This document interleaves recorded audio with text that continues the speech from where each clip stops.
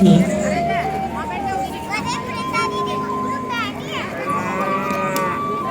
गोकुलपति कुलतिलकं त्वं सिंह कृतसुव्रजरचिता सुखव्रजनयनानन्दित पूतनिकमृति नवमङ्गलाकृति। श्री कृष्ण अपने कक्ष में सो रहे थे और माता यशोदा अपने चुनिंदा गायों के दूध से दही बनाकर तथा उसे मथ कर मक्खन तैयार कर रही थी। साथ साथ अपने लल्ला की प्रशंसा करते हुए गीत गुनगुना रही थी। वे अपने लल्ला के लिए अच्छा स्वास्थ्य तथा दीर्घ आयु की कामना कर रही थी। माता चाह रही थी कि कान्हा अच्छा हरिभक्त बने तथा वैष्णवों की सेवा करे। तभी उनके लल्ला श्री कृष्ण जाग उठते हैं और अपनी मैया को ढूंढने लगते हैं। मैया, मैया, आप कहाँ हैं? मैया, ओ मैया, आप कहाँ हैं? मुझे छोड़कर कहाँ चली गई? मुझे भूख लगी है। अच्छा, ये चूड़ियों की छनछन ध्वनि ये तो मैया की है। अब भी मैं उनके पास जाकर स्तनपान करता हूँ। मैया, मैया, मुझे भूख लगी है। जूजू, जूजू। अरे लल्ला, नींद खुल गई? भूख लगी है? आजा आजा मेरा प्यारा लल्ला।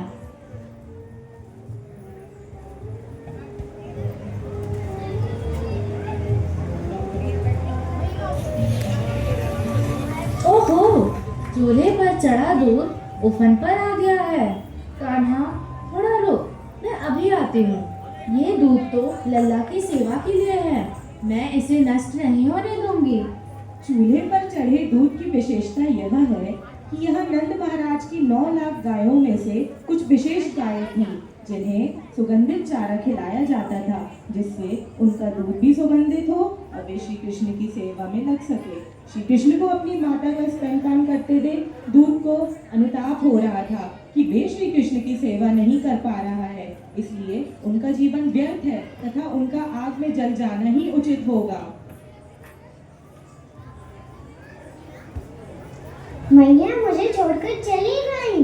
शायद मुझसे भी अधिक उस चूल्हे पे चढ़े दूध से प्रेम करती हैं। क्षीर सागर यानी दूध के सागर को छोड़कर मैं इनका मेरे प्रति प्रेम देखकर खींचा चला आया हूँ। थोड़े से दूध को बचाने के लिए मैया मुझे इस तरह से पटक कर चली गई। अभी तो मैं स्तनपान से तृप्त भी नहीं हुआ था। अब तो मुझे कुछ ना कुछ करना ही पड़ेगा।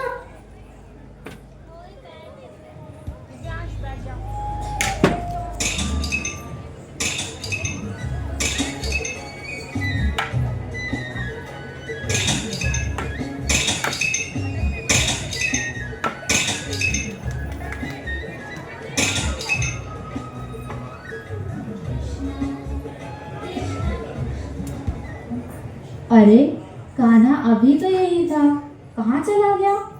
अभी तो स्तनपान भी ठीक से नहीं किया था। हाय हाय, ये क्या? फूटा मटका, बिखरा दही मक्खन और ये छोटे छोटे चरण चिन्ह। हो ना हो, यह कान्हा का ही किया गया है। अब मैं इन्हीं पद चिन्हों का पीछा करके उसे रंगे हाथों पकड़ लूंगी। ब्रज की गोपियां यूं ही लल्ला की शिकायत नहीं करती थी, पर मैं उन्हें ही झूठी समझती रही। पर आज मैं उसे दंडित करके ही रहूंगी। कान्हा, कान्हा, कहाँ छुपा है? शीघ्र ही मेरे समक्ष आ।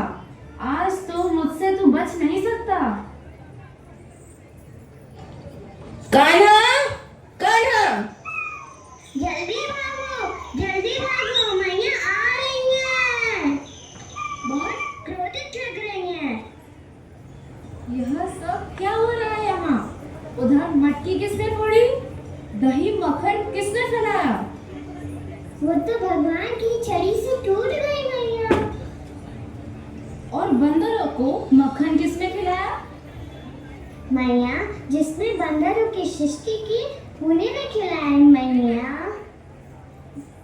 कदाचित कान्हा का बंधना उसके भाग्य में लिखा ही ना हो।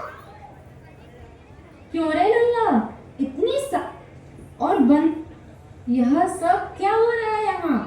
उधर मटकी किसने फोड़ी? दही मक्खन किसने फैलाया? वो तो भगवान की छड़ी से टूट गई मैया। और बंदरों को मक्खन किसने खिलाया? मैया, जिसने बंदरों की सृष्टि की उन्हीं ने खिलाया मैया। अच्छा,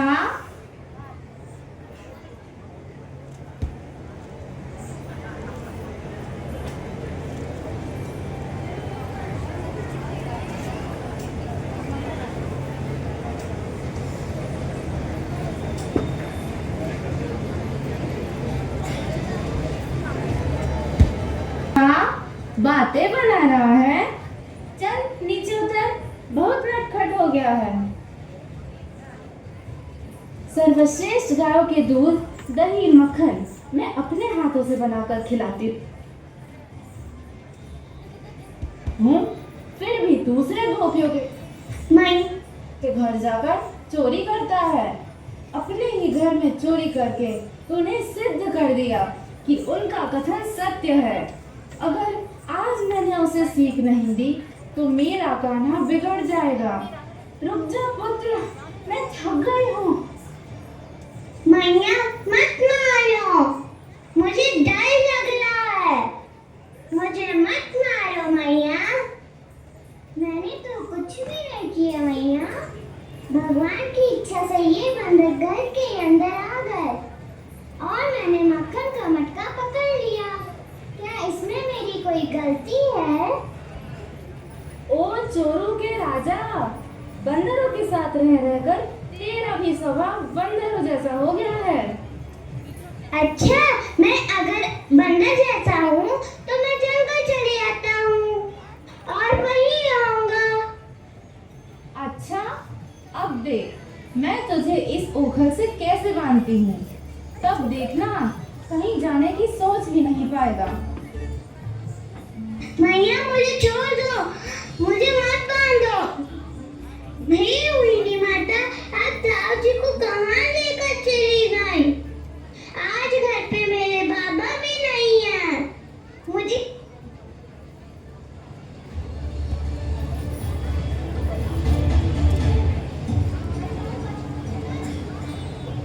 माता, आप ताऊ जी को कहाँ लेकर चली गई? आज घर पे मेरे बाबा भी नहीं है। मुझे अरे यशोदा बहन, ये शोर कैसा? कान्हा ऐसे रो क्यों रहा है? आज इसने घर में कुछ किया है क्या? अरे यशोदा बहन, ये शोर कैसा? कान्हा ऐसे रो क्यों रहा है? आज इसने घर में कुछ किया है क्या?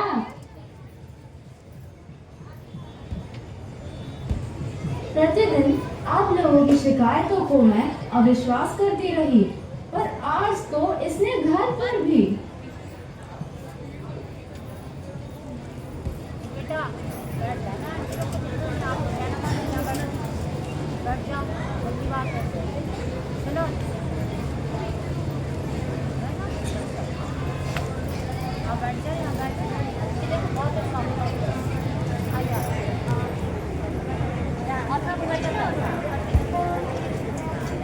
बालक को मत बांधो, इसे यशोदा बहन रहने दो। इस नन्हे बालक को मत बांधो, इसे छोड़ दो। ना जी ना, अगर आज इसे दंड नहीं दिया तो मेरा लल्ला बिगड़ जाएगा। दंड तो देना ही पड़ेगा। अरे ये भी तो उंगली छोटा पड़ गया। सखियों, और रस्सी ले आओ।